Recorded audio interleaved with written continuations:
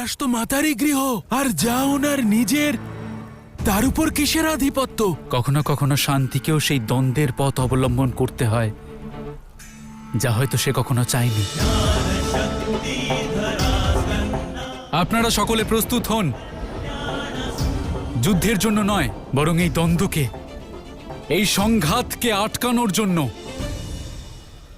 আজ আমরা আদিশক্তির পুত্র নয়, কৈলাসের রক্ষক।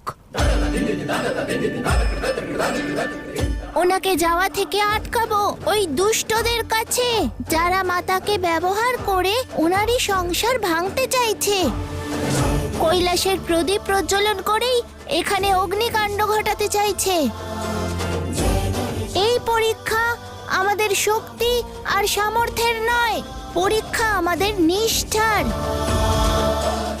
এই দ্বন্দ্ব আমাদের সামর্থ্যকে নয়, আমাদের ধর্মকে আহ্বান জানাচ্ছে।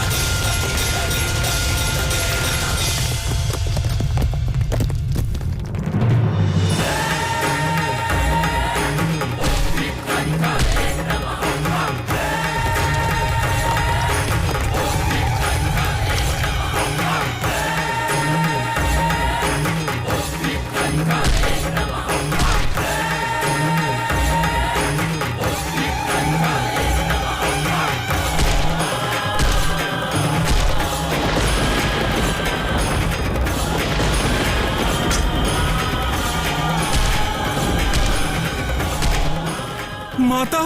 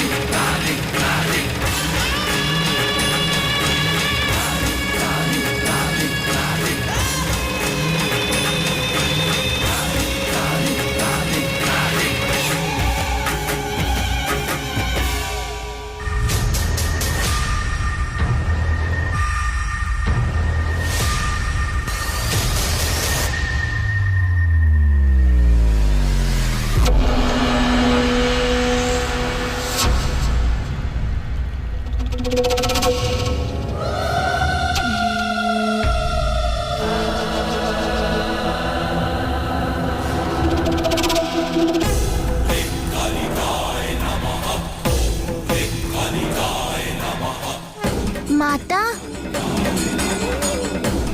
আমরা সবাই তোমার সন্তান, আমাদের আশীর্বাদ করবে না?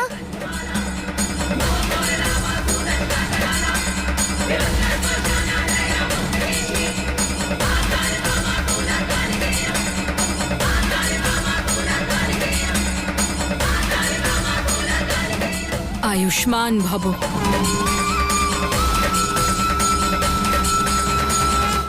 কিন্তু আশীর্বাদের সঙ্গে সঙ্গে সতর্কবার্তাও আছে। যারা শিবের পক্ষে আছেন আর আমার আধিপত্য স্বীকার করেন না, তারা এক্ষুনি এই মুহূর্তে কৈলাস ছেড়ে চলে যান, চলে যান, চলে যান।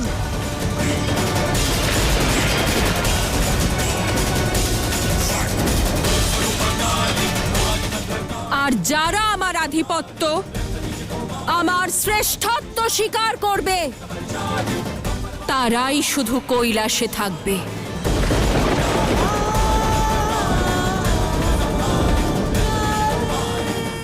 এখন কৈলাস শিবের নয়, শুধুমাত্র শক্তির, শক্তির, শক্তির।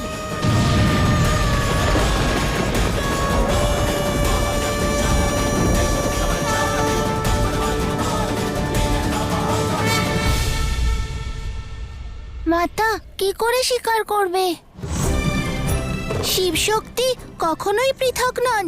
যা কিছু শিবের তা সব সময় শক্তিরই হয়েছে মাতা। তোমরা শুধু আমাদের মাতা পিতাই নও, সংসারের সার, বিচার, ভাবনা, কর্ম। তোমরাই তো জীবনকে আকার দাও। তোমরা দুজনই হলে সৃজন। জলকে জল থেকে কি করে আলাদা ভাববো মাতা? না আমরা শিবের বিরুদ্ধে, না শক্তির বিরুদ্ধে। আমরা তো বিচারের সঙ্গে আছি, যা অর্ধাঙ্গ হয়ে একে অপরকে পূর্ণ করে। এটা কৈলাস মাতা, কোনো সিংহাসন নয় যে আজ একজনের তো কাল অন্যজনের অধীনে থাকবে। এটা আপনার গৃহ, আমাদের শিব শক্তির। মাতা, মল্ল এবং মণি শিবতন্ত্রের সাহায্যে আপনার মতিভ্রম ঘটিয়েছে। সেজন্যই আমাদের মাতা নিজেরই পুত্রদের ওপর প্রহার করতে প্রস্তুত, নিজের গৃহ ধ্বংস করতে ব্যাকুল। মাতা, নিজের মনের চক্ষু উন্মিলিত করুন, সত্যকে জানুন, নিজেকে চিনুন দয়া করে।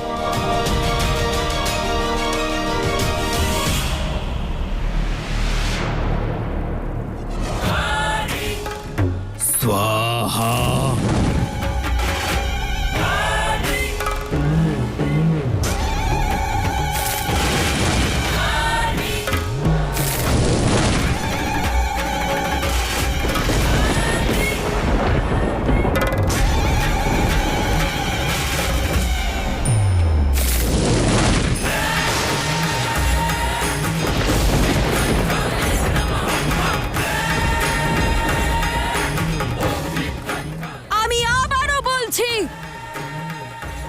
যারা আমার শ্রেষ্ঠত্ব, আমার আধিপত্য স্বীকার করছে, তারাই কৈলাসে থাকবে।